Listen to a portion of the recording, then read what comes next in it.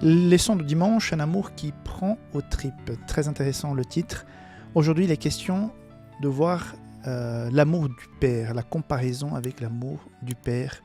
Et j'ai beaucoup apprécié donc ces versets de Osée, chapitre 11, 1 à 9. Il commence en disant « Quand Israël était jeune, je l'aimais, et j'appelais mon fils hors d'Égypte. » Donc, voilà, je suis ton Père. Et plus tard, verset 8, il est dit « Toutes mes compassions sont émues. Toutes mes compassions sont émues. Je n'agirai pas selon mon ardente colère. » On parle de ému, de compassion, de colère, plein de sentiments attribués à Dieu. « Je renonce à détruire Éphraïm car je suis Dieu et non pas un homme. » Voilà, je suis Dieu et pas un homme. À plusieurs reprises, j'ai déjà répété ici que heureusement que ni toi ni moi nous sommes Dieu parce que nous n'aurions pas la même miséricorde. On serait gentil avec les gentils et on serait très très méchant avec les méchants. Il n'y aurait pas de deuxième chance parce que c'est la nature humaine. Mais là, il est en train de dire, mais je ne suis pas un être humain, je suis Dieu. Et c'est pour ça que je vais ramener Éphraïm, malgré tout ce qu'il a fait, malgré toutes les fois où il m'a trahi, il est mon fils, je suis son père. Il est mon fils, je suis le père, donc je ne peux pas le laisser tomber. Et là, il continue, je suis le saint au milieu de toi. Je ne viendrai pas avec colère. Donc, malgré tout ce qu'Israël a fait, toute l'infidélité vis-à-vis de leur Dieu, il revient comme un père qui aime son fils. La leçon, hier, nous avons parlé de la compassion, qui vient de ce verbe qui signifie ventre, utérus, sortir de l'utérus. C'est pour ça que la maman a cet amour qui dépasse la raison par rapport à ses enfants qui sont sortis de son ventre, de son utérus. Aujourd'hui, j'ai bien aimé parce que John Peckham ramène une autre expression, ému de compassion. Donc, ce compassion, c'est quelque chose de très fort qui sort de l'utérus. Ému, c'est avoir parfois cette envie de vomir, cette émotion qui vient du ventre, qui nous bouleverse. Ce n'est pas parce que nous avons pris un coup physique, mais un coup émotionnel au point que le ventre va réagir.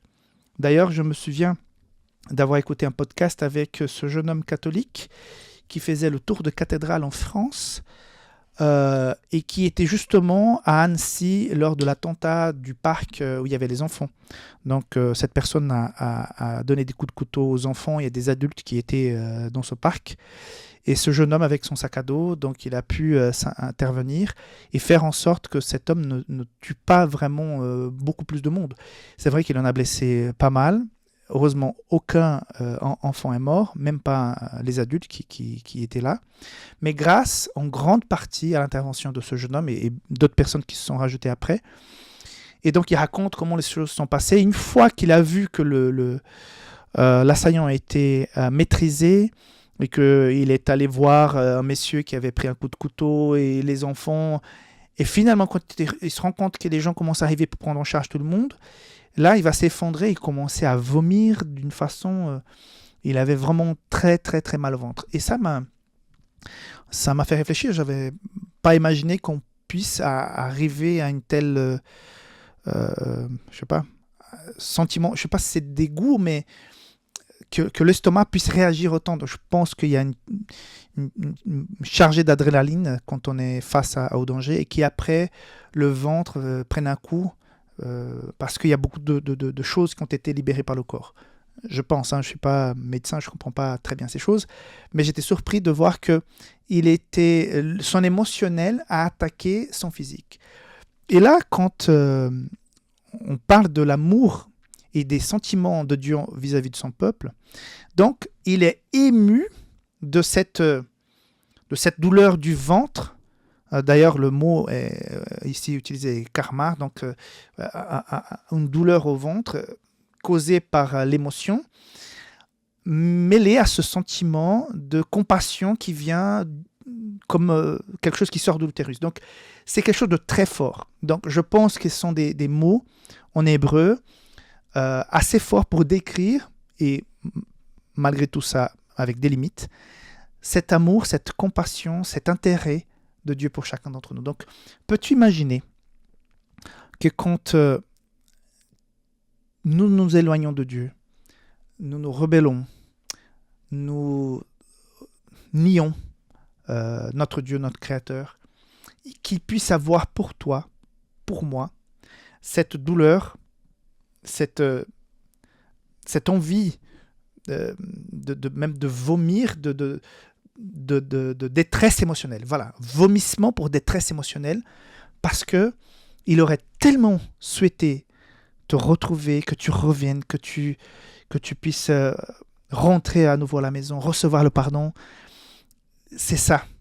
Donc, cette émotion que ce jeune homme a passée après avoir évité des morts dans un parc en se battant avec un sac à dos contre un terroriste, beaucoup plus que ce sentiment qu'il a eu, c'est le sentiment que Dieu a pour chacun d'entre nous quand il voit ses enfants qui sont en train de se noyer.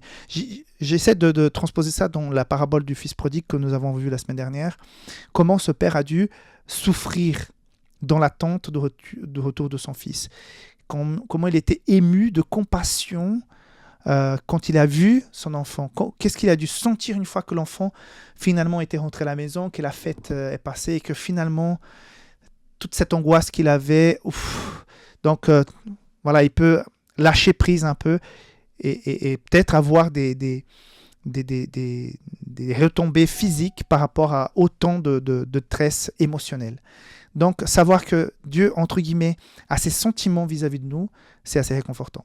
Donc voilà, je répète, tu es extrêmement aimé de Dieu. Et ça, c'est la plus belle chose qu'il puisse avoir sur notre existence. Tu es aimé, nous sommes importants, il y a un plan de salut pour chacun d'entre nous pour que plus jamais on puisse passer par ce problème du péché comme nous avons actuellement. Que Dieu nous garde dans sa voie, dans ce chemin pour qu'on puisse rentrer et être toujours dans la maison de Père. Ok ? On se voit demain pour la suite de la leçon de cette semaine.